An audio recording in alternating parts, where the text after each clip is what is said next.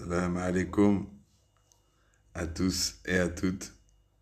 C'était pour vous faire une petite vidéo pour vous expliquer ce que je pense du Mahdi alayhi salam dans le noble Coran. Voilà, on nous a menti, on nous a dit qu'il n'était pas dans le Coran. Tout le monde utilise des hadiths alors qu'ils sont confirmés par le Coran.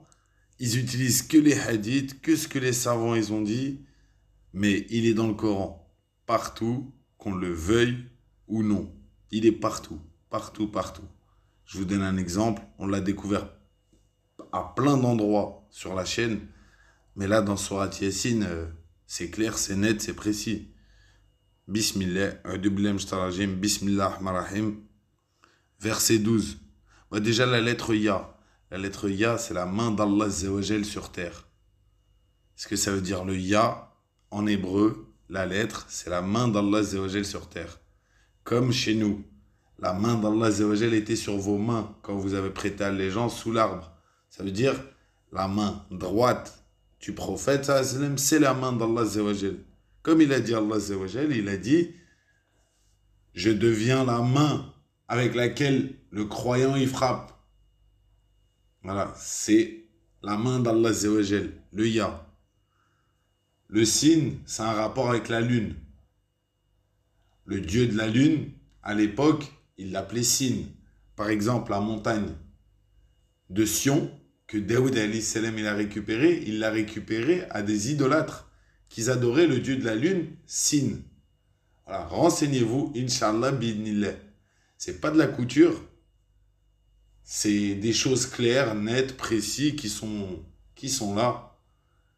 Voilà, qui sont là, c'est pas, ça sort de livres sérieux, de livres éclairants. Ça sort pas de ma poche. Voilà. Verset 12. Bismillah. Bismillah ar-Rahim. Tu avertis. Non, c'est pas ça, le verset 12.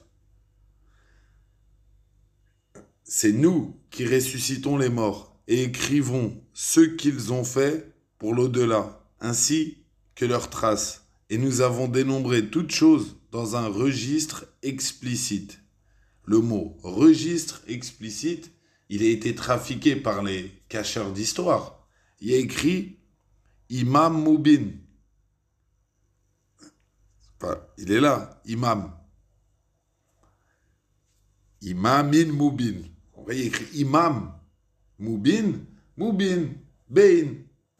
C'est ce que ça veut dire. Ça veut dire, on sait que c'est lui. Voilà. Un imam, ça se voit. Ça se voit. Ça se voit pourquoi? Ben, il a des tâches, il a des trucs, il a ça. On sait que c'est lui, on a des hadiths pour savoir. C'est qui? Ce même personnage, il est plus loin dans la sourate. Voilà.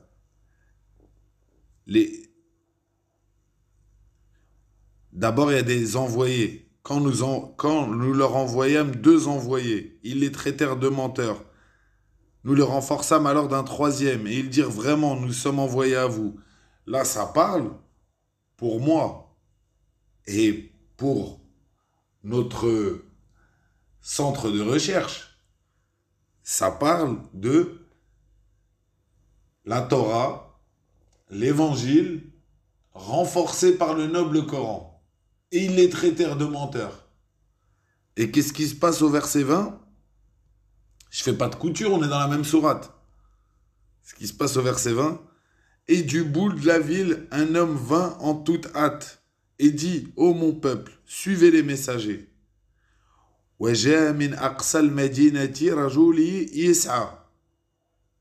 Voilà, qu'est-ce que ça veut dire? Et vient du bout de la ville un homme qui cherche.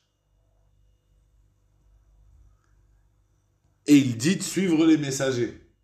Il n'est pas messager, il dit de suivre les messagers. Sinon, il dirait suivez-moi. Non, il n'est pas messager, il dit de suivre les messagers. Suivez ceux qui ne vous demandent aucun salaire et qui sont sur la bonne voie. Tac. Ensuite, on continue un peu. il s'embrouille avec eux, et alors il lui fut dit, entre au paradis. Et il dit, ah, si seulement mon peuple le savait. Nul œil n'a vu le paradis.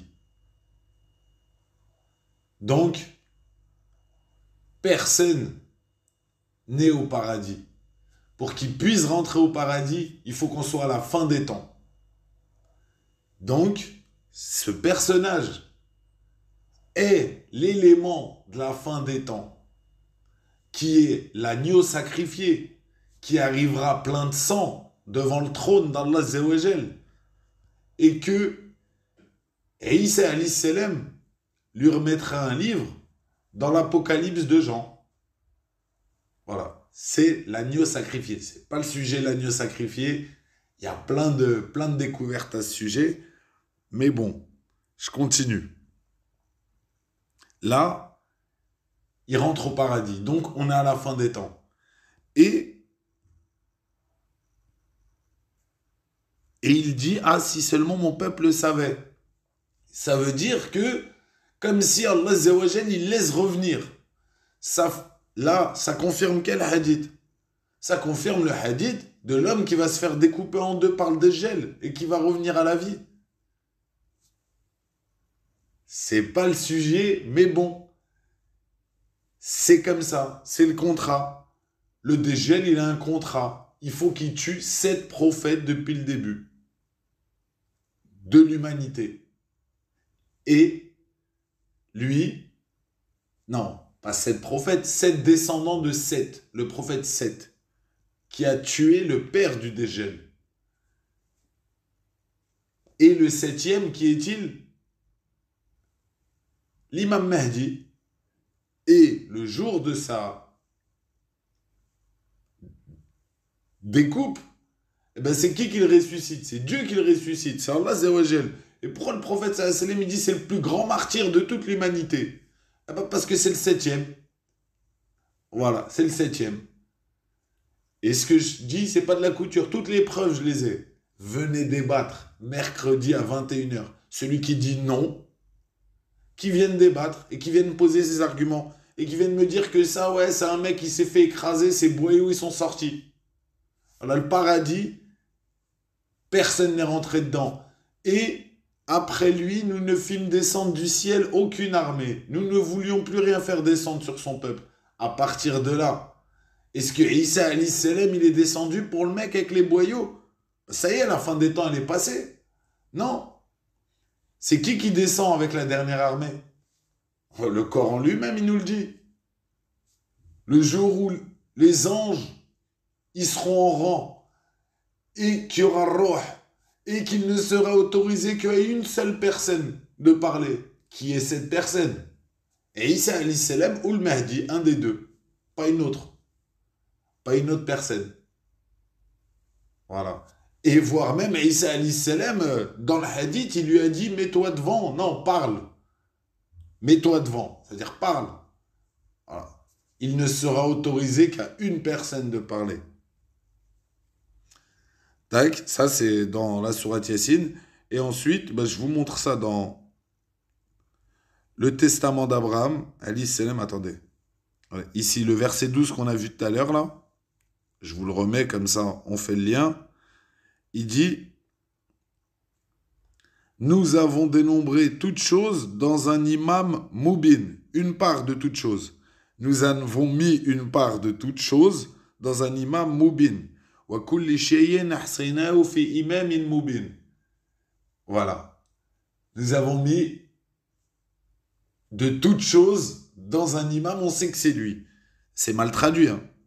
On prend le testament d'Ibrahim alayhi salam, de l'ère à la 12e heure, comme par hasard, verset 12, 12e imam, 12e heure, dans le testament d'Ibrahim alayhi salam.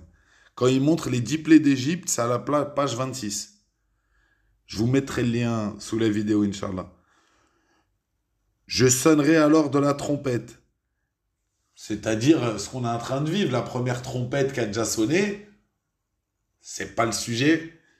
Je vous expliquerai peut-être en fin de vidéo. À partir de l'ère, j'enverrai mon élu avec lui une égale mesure de tous mes pouvoirs, pour qu'il convoque mon peuple, méprisé parmi les idolâtres, et je mettrai au feu ceux qui ont injurié, ceux qui les ont injuriés, et qui avaient supériorité sur eux dans l'âge. Alors on peut y aller. Voilà, regardez. Et si vous croyez que ça ne parle pas de l'imam, regardez bien. Bismillahirrahmanirrahim. Écoute Abraham, l'homme que tu vois moquer et attaquer et encore, au fait, il a montré à Ibrahim alayhi salam la fin des temps. Il a montré le début et la fin, de Adam jusqu'à la fin. Alayhi salam, alayhi salam. Écoute Abraham, l'homme que tu vois moquer et attaquer et encore honorer est le répit du peuple des idolâtres qui sortira de toi dans les derniers jours, dans la 12e année de l'âge impie, me répondit-il. Mais dans la 12e année de la fin de mon âge, je relèverai cet homme que tu as vu parmi tes descendants pour mon peuple. Et tous l'imiteront et comprendront être appelés par moi et changeront leurs pensées. Voilà. Si vous voulez, si vous voulez lire, Inch'Allah, ben voilà. Salam alaikum à tous et à toutes. Une prochaine vidéo, Inch'Allah.